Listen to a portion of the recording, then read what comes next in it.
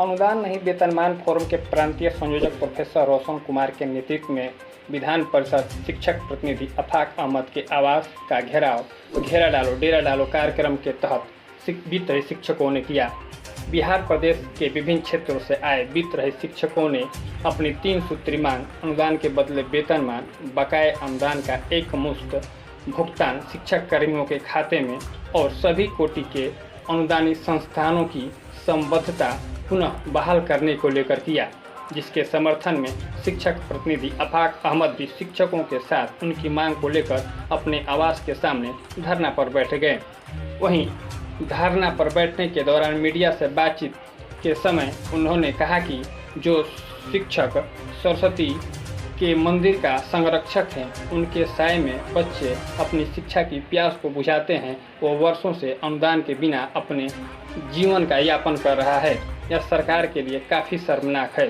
साथ ही कहा कि जो दूसरे को बच्चों को पढ़ाकर अफसर बनाते हैं, उनके बच्चे आज रोड पर भटक रहे हैं, इसलिए कि उनके पिता के पास पढ़ाने के लिए अपने बच्चों को पैसा नहीं है। साथ ही कहा कि जो अपनी पूरी जिंदगी दूसरे को शिक्षित करने में लगा दिया, आज वही भूखे मर रहे हैं। इस दौरान उन्होंने कहा कि महावीर के धरती पर नालंदा जैसे विश्वविद्यालय में विदेशों से आकर जो लोग यहाँ ज्ञान प्राप्त करते थे, आज उन्हीं के धरती पर शिक्षक भूखा है। यह सरकार के लिए बहुत ही शर्मनाक की बात है। वित्त रहित शिक्षक और शिक्षेतर कर्मचारी विगत 4 दिनों से 28 तारीख से आमरण अनशन और धरना पे बैठे हुए हैं पटना के धरती पर, और लगातार 28 तारीख से विभिन्न माननीय सदस्यों के यहाँ आए हैं। आज आपके घर पे ही डेरा डालो का प्रोग्राम लेकर के आपके साथ बैठे हुए, उनके समर्थन में आप भी धरती पर बैठ गए हैं। सर, क्या कुछ कहना चाहेंगे इनके डिमांड के बारे में? कि जो सरस्वती के मंदिर और शिक्षालय का रक्षक है, उसके साय में जो बच्चे शिक्षा के प्यास को बुझाते हैं, वो बरसों से अनुदान के बिना अपने जीवन को यापन कर रहा है। सरकार के लिए काफ़ी शर्मनाक इसको हम मानते हैं। और बहुत पहले फैज़ अहमद फैज़ ने लिखा है कि जुल्म तो जुल्म है, बढ़ता है तो मिट जाता है, खून तो खून है, टपकता है तो जम जाता है। ये जुल्म का इंतहा है कि जो महावीर की धरती वाला राज्य, जहाँ बुद्ध को भी ज्ञान मिला था, महावीर को भी मिला था, नालंदा जैसा विश्वविद्यालय यहाँ स्थापित हुआ था, देश विदेशों के लोग आकर यहाँ ज्ञान प्राप्त किए हैं। और इसी धरती पर ज्ञान देने वाला शिक्षक अगर भूखे है तो हम सबों के लिए यह काफ़ी दुख देने वाला घड़ी है। आज मैं इनके साथ हूँ और मैं सरकार से अपील करता हूँ, मुक़द्दमाना इल्तमास करता हूँ, हम्बुल सबमिशन करता हूँ कि सरकार पूर्ण रूप से मानवीय मूल्य को ध्यान में रखते हुए अविलंब इनका जो अनुदान है उसको रिलीज़ करें। साथ में जो इनके साथ और अन्याय हो रहा है, इनके स्कूलों का निलंबन किया गया है, कोर्ट को निलंबित किया गया है, उसको मुक्त करें।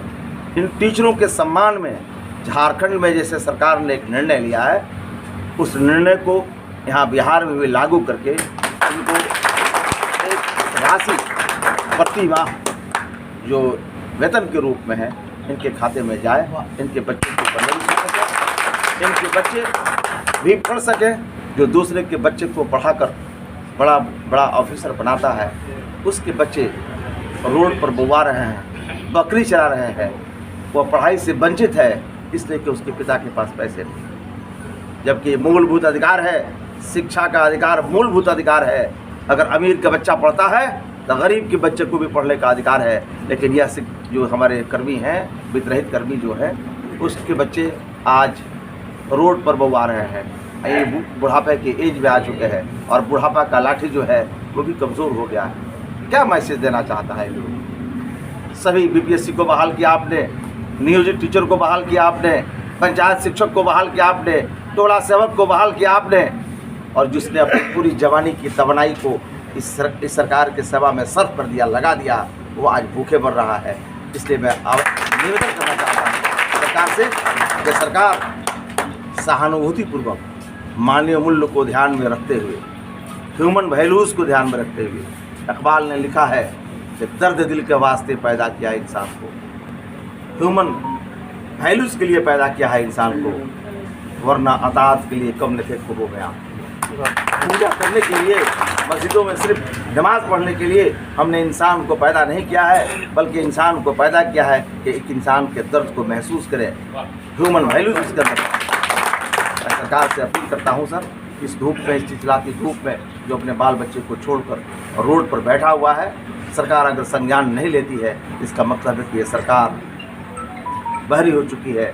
लोकतंत्र में हर व्यक्ति को अपना अधिकार है कि अपने मूलभूत अधिकारों की रक्षा के लिए, वेतन के लिए, संगठन के लिए सरकार से लड़ सकता है, और सरकार को सुनना, उसके वाजिब मांग को सुनना उसका नैतिक दायित्व बनता है। ये संवैधानिक चीज़ है और सरकार इस मामले में उदासीन है। आज हमारा टीचर रोड पर घूम रहा है और सरकार देख रही है, रोम जल रहा था फिर वो बांसुरी बजा रहा है। ये अफसोसनाक है। सर, अभी आपने बोला कि शिक्षकों की अलग अलग कोटि में सरकार ने बांट दिया, क्या ये वित्त रहित शिक्षकों को कमज़ोर करने की साजिश सरकार की रही? देखिए सरकार कंफ्यूज थी। इकबाल ने लिखा है कि कुव्वते फिक्र अमल पहले फना होती, सोचने और समझने की सलाहियत पहले ईश्वर छीन लेता है। किसका? जब किसी कौम के शौकत पे जवाल आता है, किसी व्यक्ति को जब बर्बाद होना होता है तो उसकी अकल ईश्वर छीन लेता है। मेरा कहना है कि सरकार ने कई वर्गों में शिक्षकों को विभाजित किया, मुझे कोई इनकार नहीं है इससे। मैं उसका को सलाम करता हूं कि तुमने किसी न किसी रूप में बहाल किया, लेकिन वित्त रहित शिक्षक को तुमने वित्त सहित बनाया, इसके लिए तुम्हें हम प्रणाम करते हैं। पंचम अध्यादेश को तुमने समाप्त किया, इसके लिए हम तुम्हें हाथ जोड़कर प्रणाम करते हैं। लेकिन उन शिक्षकों को तुम रोड पर छोड़ दिया, लावारिस स्थिति में छोड़ दिया, उसके बाल बच्चे भूखे मर रहे हैं, हजारों टीचर मर चुके हैं।